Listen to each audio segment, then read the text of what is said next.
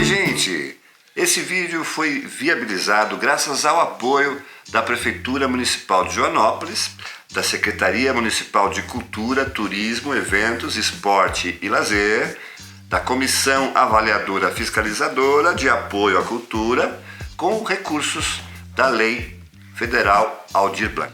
Eu sou Silvio Alvarez, eu sou artista plástico de colagem. Eu moro em Joanópolis, eu tenho um ateliê aqui na cidade de Joanópolis, que é uma estância turística a 100 quilômetros da cidade de São Paulo. E eu sou natural de São Paulo e cheguei aqui em 1997. Eu já realizei oficinas de colagem para pelo menos 4.000 crianças da cidade e adultos também. E algumas pelo menos 3 vezes fizeram oficina comigo. Então, a todos vocês, a todo o público e a toda a criançada e familiares aqui de Joanópolis, um grande abraço do tio Silvio. Eu sou artista plástico de colagem, mas eu sou um apaixonado por arte. Hoje nós vamos falar sobre arte e sensibilidade. Algumas pessoas falam para mim assim, mas não adianta você falar de arte comigo, porque eu não conheço nada de arte. Mas arte não é para conhecer, arte é para sentir. É lógico, se você for ser professor de arte, se você for ser um artista, você precisa estudar. Mas para você apreciar a arte, para você admirar a arte, o que você precisa é sentir. Mas o que é arte? É difícil de definir. Por exemplo, se você perguntar assim, o que é isso aqui? É um lápis. O que é um lápis? Um lápis é uma madeira com um grafite dentro e que serve para escrever, desenhar ou riscar, certo? Arte não dá para definir assim. Tem um monte de livro que tenta definir o que é arte e não consegue, porque arte é algo abstrato. Por exemplo, o Marcel Duchamp, ele é um artista plástico, ele disse que será arte tudo o que eu disser que é arte. O Marcel Duchamp é aquele que fez o bigodinho na Mona Lisa. Então, para ele, tudo que ele dissesse que era arte, era arte. Para mim, a arte é um dos poucos momentos da vida aonde a gente pode fazer o que a gente quer. Para mim, a arte é quando a gente pode ser a gente mesmo de verdade. Arte é onde a gente pode expressar o que a gente sente. A arte serve para a gente colocar as nossas emoções para fora. Gente, é muito legal também dizer uma coisa. Arte não tem certo e nem errado. Não tem certo ou errado em arte. Porque a arte é a expressão do que você é, do que você pensa, do que você sente. Então ninguém pode dizer que está certo ou errado. O Henri Matisse era um artista francês.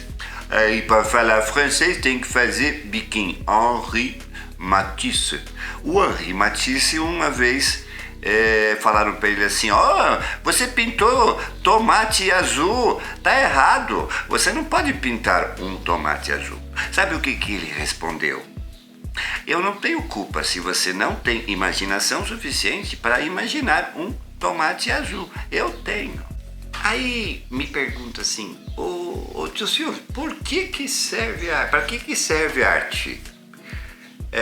A arte que a gente aprende na escola, que a gente faz, ela serve para a gente ganhar e colocar no coração um poder mágico chamado sensibilidade.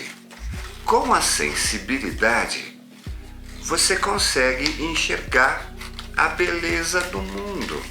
Se você não fizer arte na escola, se você não aprender a arte, se você não conhecer a arte, se você não for no museu ou numa galeria e ver de perto um quadro de arte, você não desenvolve tanto a tua sensibilidade. Aí você não consegue ver a beleza de uma flor, por exemplo.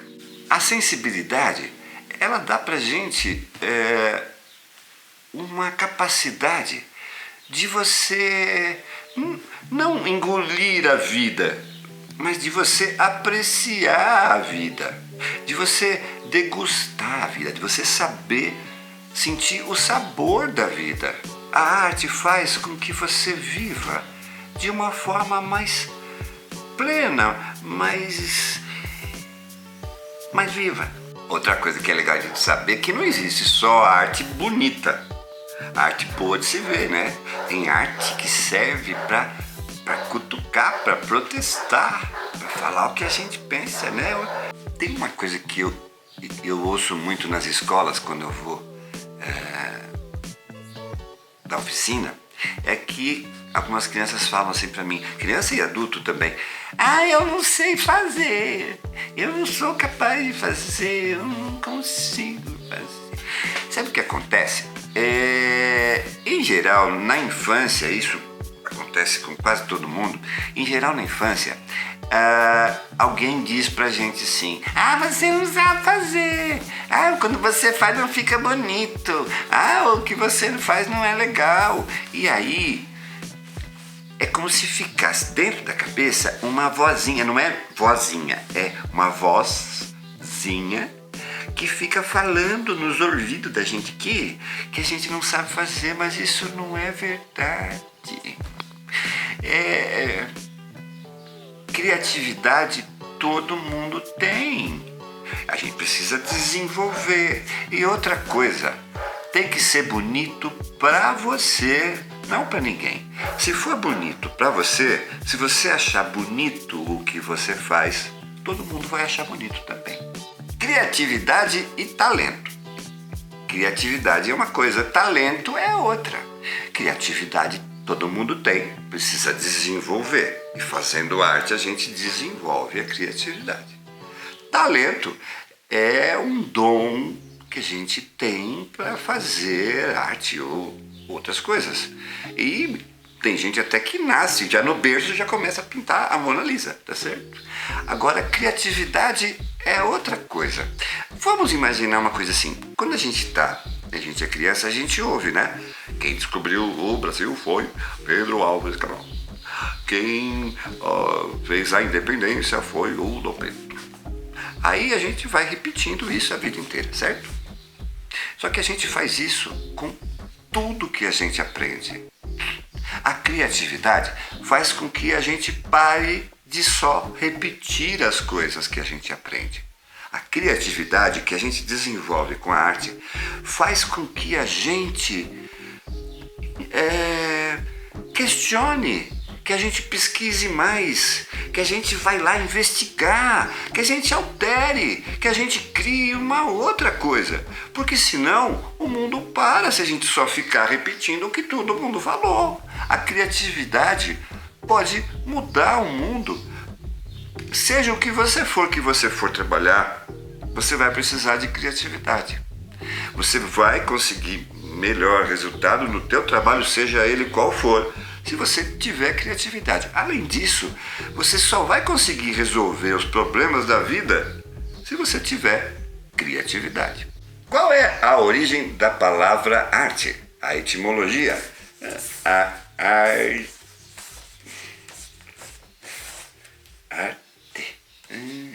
Arte vem de ars, do latim ars, que quer dizer, que também é similar ao termo grego técne, quer dizer capacidade de fazer alguma coisa.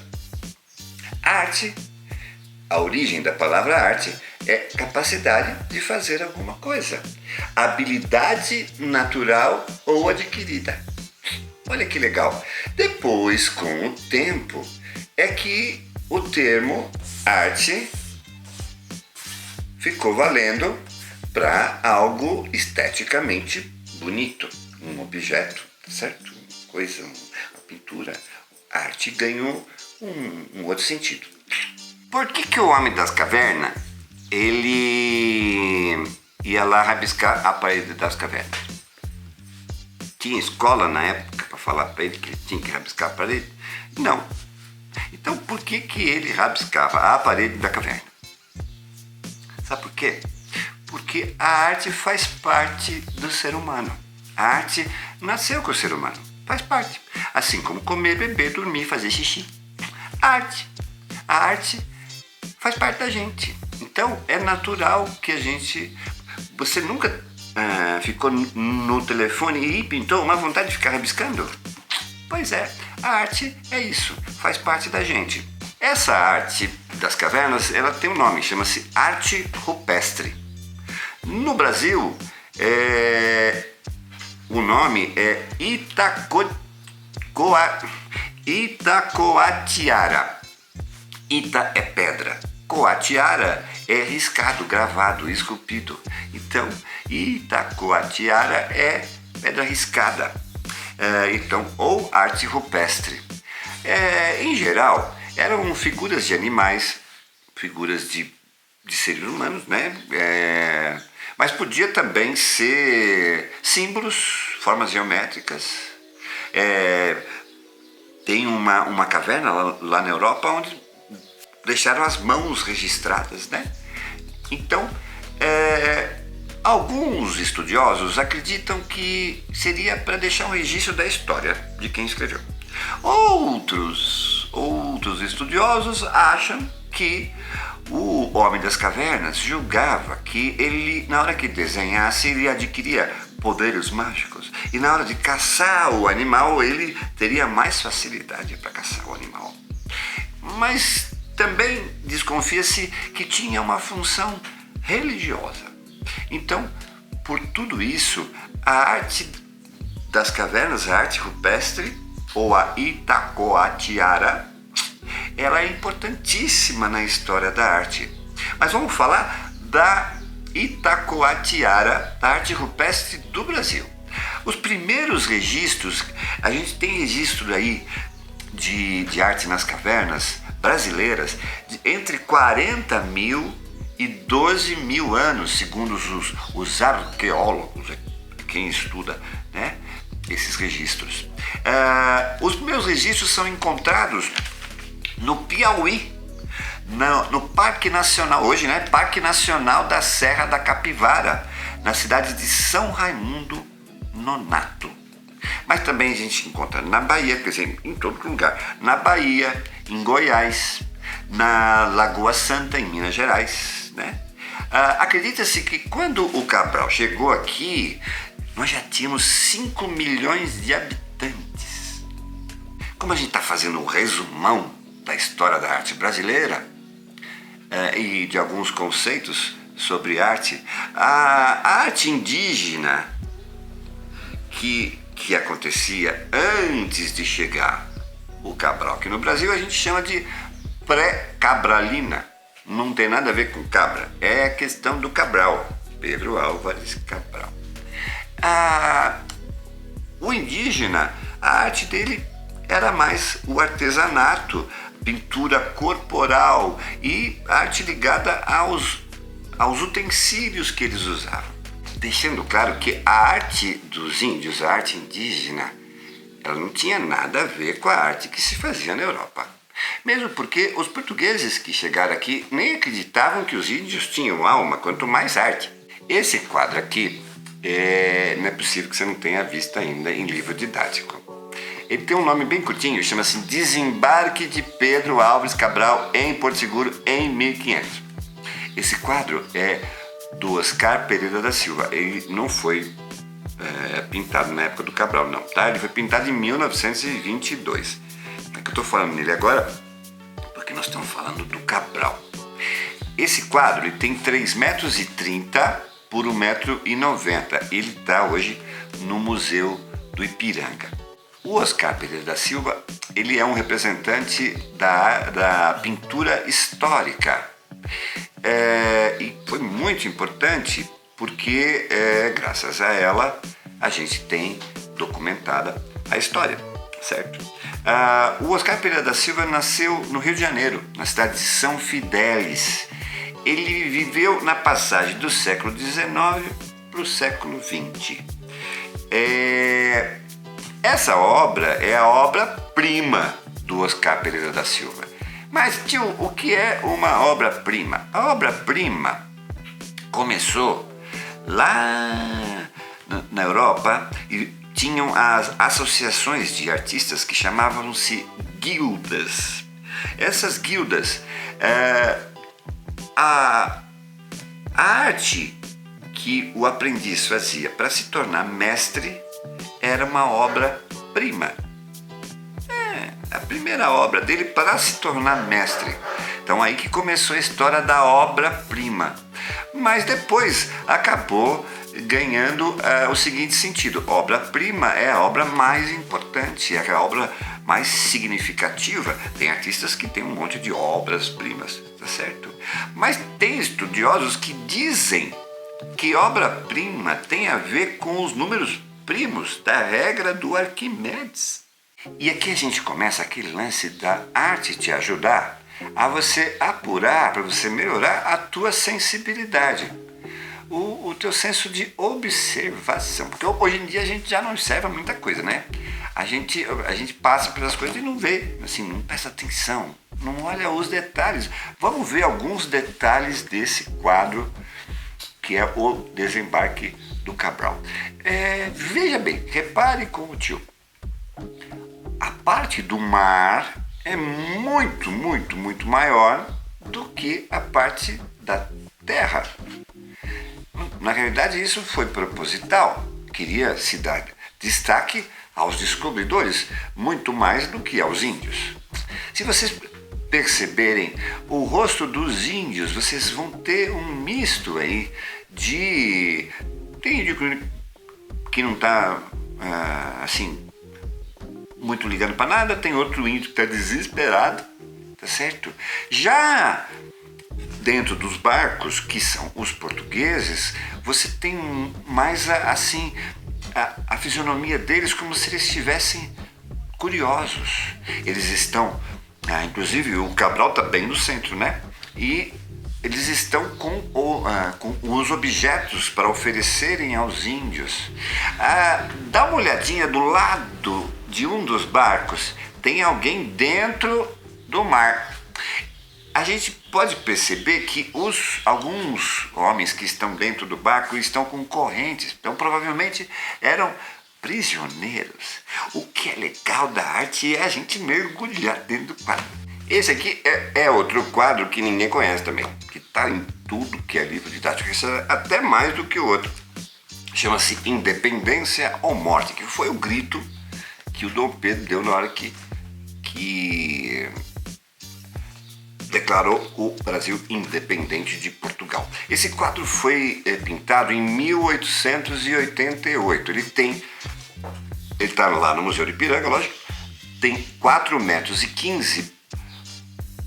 por 7,60 metros. Ele levou 3 anos para pintar. E eu vou usar esse quadro, que é do Pedro Américo. O Pedro Américo é um outro pintor fantástico e ele é da Paraíba. Ele nasceu na cidade de Areias e ele já saiu já pintando em expedições com 10 anos de idade. O Pedro Américo eu vou usar para falar uma coisa importante. Até uma certa época, os pintores eram os fotógrafos. Eu vou contar um segredo para vocês, não tinha celular naquela época. Aí ninguém fotografava nada, quer dizer, não tinha nem máquina fotográfica, tá certo? Então, os pintores eram os fotógrafos. Eram eles que registravam os nobres, né? As paisagens, as guerras, tá certo? Depois que se inventou a fotografia, e isso só aconteceu no século XIX, a fotografia não foi inventada por uma pessoa só, tá? Foi sendo inventada aos poucos por algumas pessoas. Na hora que se inventou a fotografia, o pintor ficou livre da obrigação de fazer tudo certinho, igualzinho como as coisas são. Ele começou a poder fazer o que ele bem quisesse. Então, começa a surgir a partir daí a arte moderna e a arte abstrata também. A arte moderna não quer dizer que a pessoa ela não sabe pintar, então aí ela pinta algo abstrato. Em geral, Os artistas, eles pintam a pintura acadêmica. A pintura acadêmica, que vem de academia, é aquela pintura tudo certinho, tudo certo? É aquela pintura tradicional. E aí, depois que ela aprendeu, que o pintor aprendeu vários tipos de pintura, aí ele pode fazer o que ele quiser, e aí ele faz a arte moderna ou a arte abstrata. A primeira pintura abstrata é de 1910, do russo Vassily Kandinsky. Foi uma aquarela. Por que eu estou com esse livro aqui? Olha que legal, gente. Há alguns anos, conversei com a Sandra Brecheret, que é filha do Victor Brecheret. E aí ela falou, eu vou te apresentar uma pessoa, você mora em Joanópolis, eu vou te apresentar uma pessoa que é filha da Niobe Chandot. E ela me mandou esse livro aqui, que é da artista plástica paulistana Niobe Chandot. A Niobe Chandot faz colagem. E por que ela tem a ver com Joanópolis? Ela participou de 2 bienais de São Paulo. Na 10ª Bienal, em 1968, se não me engano, ela queria descansar, se isolar para poder produzir as obras que iam para a Bienal. Sabe onde que ela foi descansar? Ela veio descansar em Joanópolis. Isso quem me contou foi a filha da Niobe, que me mandou esse livro assim. Essa é uma das obras que ela faz. Isso é uma obra abstrata. Aqui ela misturou tinta acrílica com durex. Olha que legal. Eu vou falar do Alfredo Volpi, justamente para a gente falar que um pintor, ele não necessariamente pinta só um tipo de quadro. O Alfredo Volpi nasceu em 1896 lá na Itália. Ele veio para o Brasil bem pequenininho, com 1 ano e 6 meses. Ele sempre se considerou brasileiro. O Alfredo Volpi, ele ficou famoso que ele foi numa festa junina lá em Mogi das Cruzes. E aí ele viu as bandeirinhas e encantou e começou a pintar bandeirinha. Hoje ele é conhecido pelas bandeirinhas, tá certo? Mas ele não pintava só bandeirinha. Ele pintava paisagens, no estilo acadêmico também. E ele pintou muitas marinas. Marinas é quando você pinta paisagens do mar. Mas voltando um pouquinho depois do Cabral,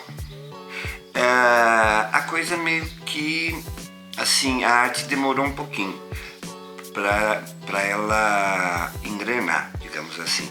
Por quê? Bom, primeiro, vieram muitos pintores estrangeiros, da Holanda, da Áustria, da França, de Portugal mesmo. Mas os pintores vinham para cá para registrar o que tinha aqui. Tudo que tinha aqui era muito diferente do que tinha na Europa, tá certo? Então, os pintores vinham para cá para fazer um registro do que tinha aqui. Um nome que a gente pode citar é o holandês Albert Eekhout. Depois disso, a gente vem com o período colonial barroco, aonde quem definia o que se fazia de arte no país era a Igreja Católica. Então, a gente pode citar desse período o mestre Ataíde, o Manuel da Costa Ataíde e o Antônio Francisco Lisboa, que é conhecidíssimo como Aleijadinho. E aí, nesse nosso resumão, chegou no início do século XIX. O Dom João VI, olha que legal, ele pega e contrata uma missão francesa. Diversos artistas da França eram artistas da França que tinham apoiado Napoleão. Napoleão perdeu a guerra, ficou preso, tá certo? E aí os artistas vieram tudo para o Brasil, contratados pelo Dom João VI mesmo, porque senão eles seriam presos lá. Então vieram pintores, escultores, arquitetos, músicos.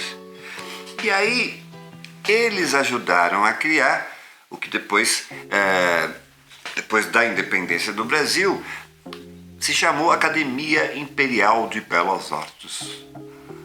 Fica no Rio de Janeiro. Hoje seria o Museu Nacional de Belas Artes, no centro do Esse Essa Academia Imperial de Belas Artes, ela tem um século de tradição da formação dos maiores pintores do Brasil, pintores e professores também. É muito importante.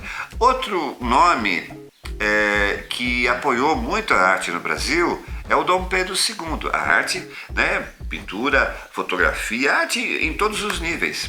Ele foi um grande mecenas. Mecenas é quem dá dinheiro para o artista. Dessa turma que veio da França, entre outros estrangeiros, a gente tem que citar Jean-Baptiste Debré, né? Esse trabalho que a gente está vendo agora, que é um tipo de trabalho que a gente encontra muito também em livro didático.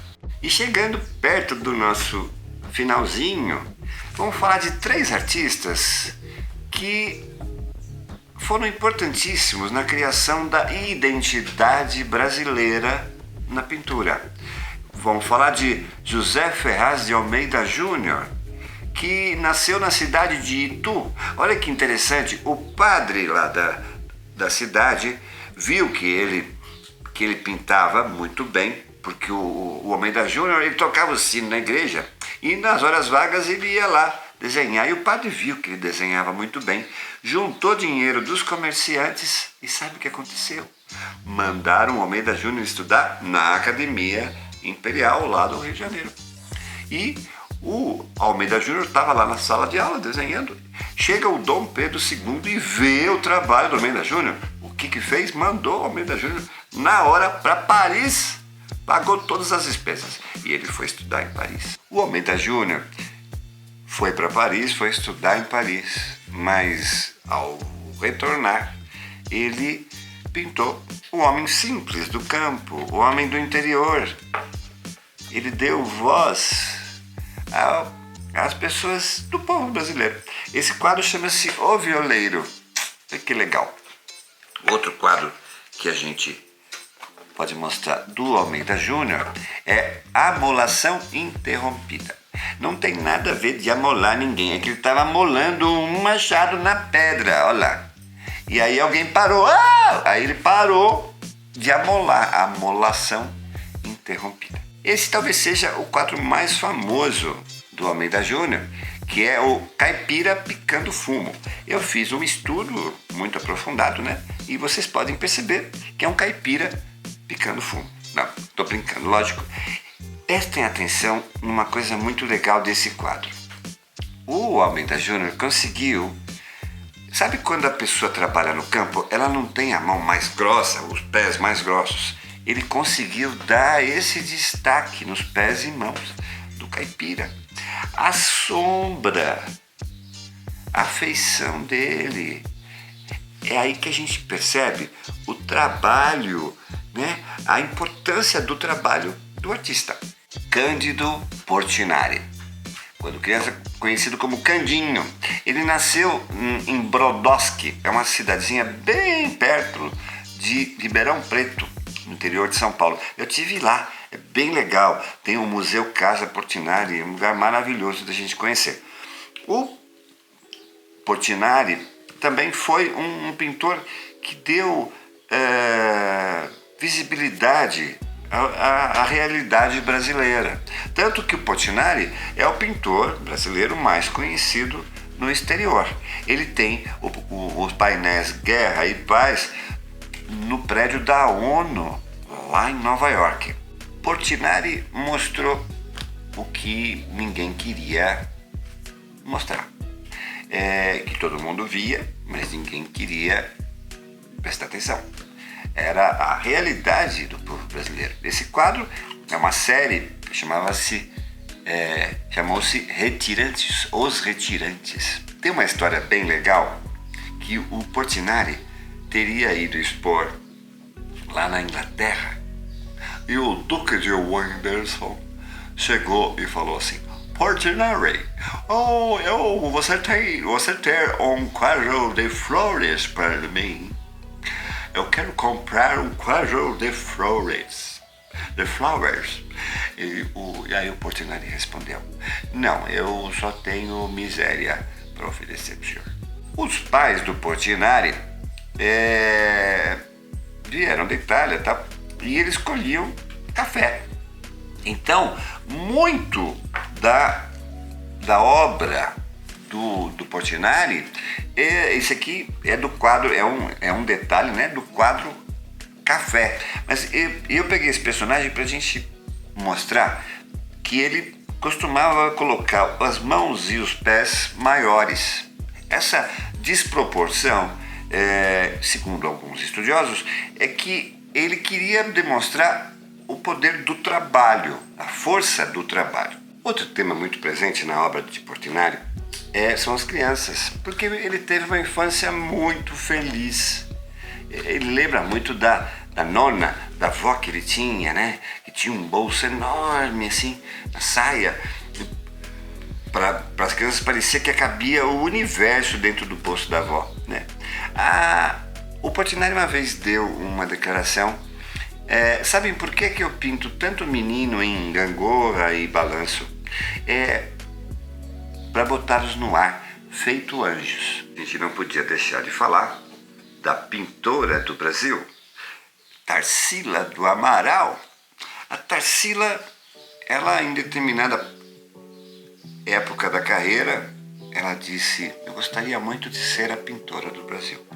E ela é a pintora do Brasil. Eu tenho muito carinho, porque assim, houve uma exposição da Tarsila no MASP. Mais de 400 mil pessoas foram lá ver a exposição. E aí a gente percebe o poder da arte brasileira, né?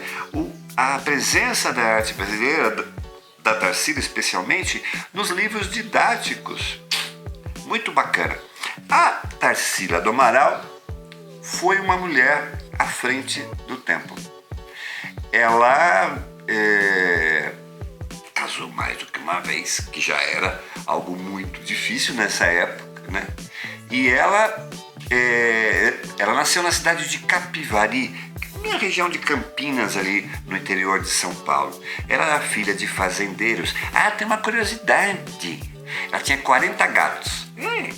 A Tarsila do Amaral, ela teve um primeiro casamento que não deu muito certo, porque foi o pai que queria que ela casasse, mas depois ela se casou com Oswald de Andrade, que era um escritor famosíssimo. O casal ficou tão importante que no casamento os padrinhos eram o presidente da República e o governador do estado de São Paulo. Você vê, esse casamento deve ser bem simplesinho, né? A Tarsila, casada com Oswald de Andrade, quis dar um presente para o marido e pintou um quadro. Esse foi um grande presente, o Abapuru. Existe uma história bacana. Bom, primeiro que o Oswald de Andrade, na hora que ele recebeu o quadro, ele achou maravilhoso, né? E ele estava com um amigo lá, que era um poeta, o Raul Bopp, e os dois conversando, eles montaram, eles caraminholaram uma coisa muito legal. Sabe o que eles pensaram? Abapuru, eles descobriram num dicionário que era do pai da Tarsila e que estava lá. Abapuru é homem que come gente. Não, mas tio Silvio, o que tem a ver Abapuru? Bom, a ideia é o seguinte. Nessa época, nós estamos falando de 1928, quando se fez o quadro. Nessa época, ainda, o que fazia sucesso ainda era a arte da Europa. A arte brasileira ainda não tinha destaque. Então, o Raul Bopp e o Oswald de Andrade, junto com a Tarsila, eles pensaram que o Abapuru, o homem que come gente, iria representar a arte brasileira devorando a arte. E graças ao livro da Tarsilinha, que é sobrinha neta da Tarsila do Amaral, eu descobri algo muito legal. A Tarsila, ela ficava no ateliê dela e ela tinha um espelho que ficava inclinado. E ela gostava de ficar, às vezes, no ateliê, ou nua, ou com uma roupa bem justa. Então, se ela tivesse se olhado né? Ficado nessa posição. E se olhado no espelho distorcido, ela teria esse aqui. Então, na realidade, o Abapuru seria o autorretrato da Tarsila do Amaral. Outra prova do que eu estou falando, do que está no livro da Tarsilinha, é que, olha só, o cabelo que a Tarsila costumava usar. Percebam, o cabelo do Abapuru é a mesma coisa. Eu espero que eu tenha conseguido passar para vocês como é importante a arte na vida da gente. Porque a arte, ela não fala a razão, a arte fala a emoção. E algumas coisas que nós estamos vivendo, elas só podem ser resolvidas se a emoção for tocada. Olha que legal! Com um apoio da Prefeitura Municipal de Joanópolis, por intermédio da Lei Federal Aldir Blanc, nós pudemos fazer um panorama da arte brasileira, um resumão do que tem de melhor aí na arte brasileira. Espero que vocês tenham gostado e que a nossa arte brasileira ganhe cada vez mais destaque e cresça cada vez mais. Tchau, gente!